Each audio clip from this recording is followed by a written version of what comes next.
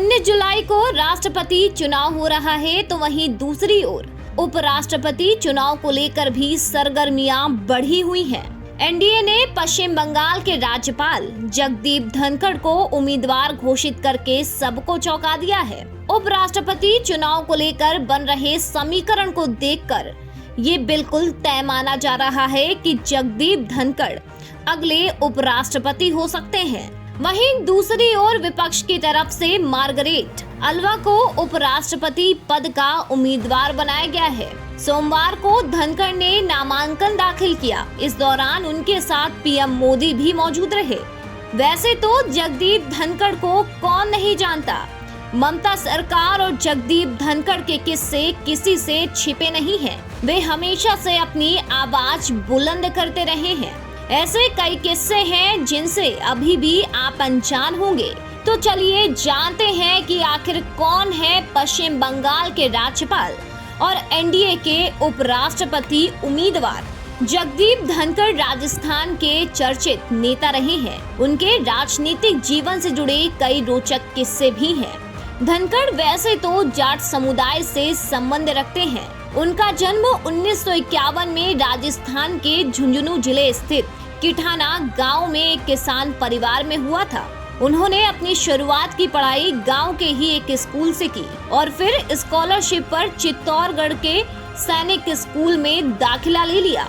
इसके बाद उन्होंने राजस्थान यूनिवर्सिटी से फिजिक्स और कानून की डिग्री हासिल की। वे सुप्रीम कोर्ट और राजस्थान हाई कोर्ट में वकालत भी कर चुके हैं। बता दें, धनखड़ ने 1980 के दशक में जनता दल से अपने राजनीतिक करियर की शुरुआत की और 1989 में उसी टिकट पर झुंझुनू सीट से लोकसभा सांसद चुने गए। इस दौरान पूर्व प्रधानमंत्री और हरियाणा के दिग्गज नेता देवीलाल उनके गुरु रहे और जब 1990 में देवीलाल ने तत्कालीन प्रधानमंत्री वीपी सिंह की सरकार से समर्थन वापस ले लिया तो धनखड़ भी सरकार से बाहर हो गए।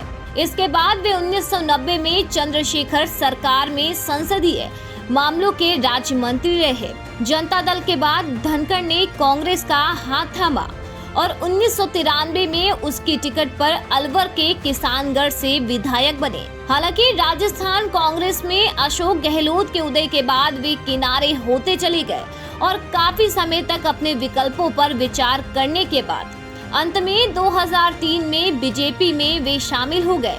उन्हें राजस्थान की दिग्गज बीजेपी नेता वसुंधरा राजे सिंधिया का भी काफी करीबी माना जाता है। वैसे किसान आंदोलन को कौन भूल सकता है। धनखड़ का नाम चुनकर बीजेपी ने किसानों को संदेश देने की कोशिश की है। केंद्र सरकार ने हमेशा किसानों का भला चाहा है। वहीं धनखड़ भी जाट नेताओं और किसानों में अच्छी पकड़ रखते हैं। जगदीप धनखड़ ने जुलाई 2019 में पश्चिम बंगाल के राज्यपाल बनने के बाद जितनी सुर्खियां बटोरी उतनी तो शायद उन्होंने अपने पूरे राजनीतिक करियर में नहीं बटोरी थी। राज्यपाल के तौर पर शपथ लेने के बाद से ही उनका राज्य सरकार और सत्तारूढ़ टीएमसी के साथ विभिन्न मुद्दों पर टकराव का जो सिलसिला शुरू हुआ वो हाल में महुआ मोइत्रा के काली विवाद तक जारी रहा।